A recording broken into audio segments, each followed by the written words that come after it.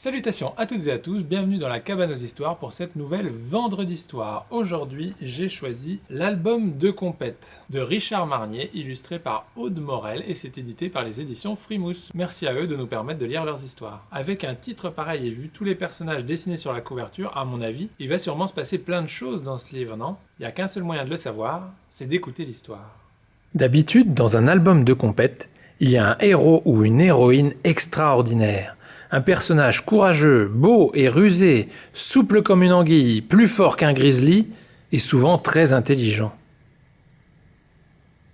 Dans cet album-ci, il y a simplement 4 copains.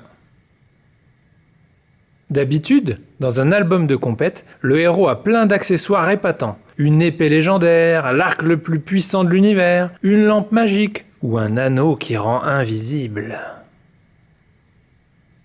Dans cet album-ci, on se débrouille avec quelques vieux trombones, un élastique distendu, 2 bouts de ficelle et 3 marrons vermoulus.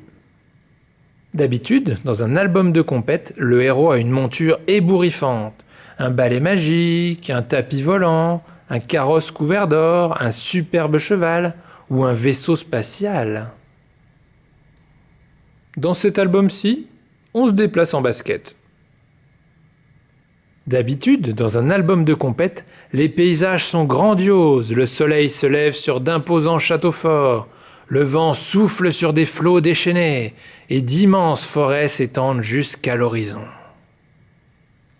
Dans cet album-ci, tout se passe dans un petit coin de verdure.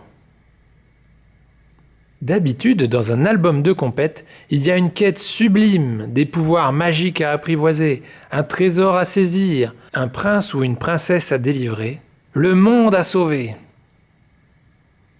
Dans cet album-ci, on ne sait pas encore ce qu'il va se passer.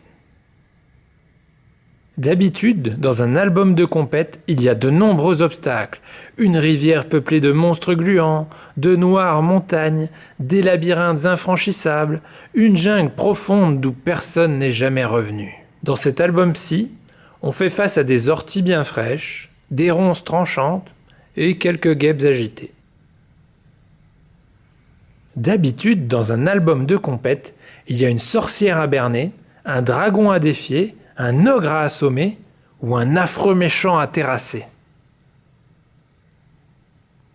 Il y a aussi un grand combat avec des coups d'épée, des coups de hache, des boucliers qui se brisent et des armures enfoncées. D'habitude, à la fin d'un album de compète, le héros triomphant écrase sa victime et savoure sa victoire en riant.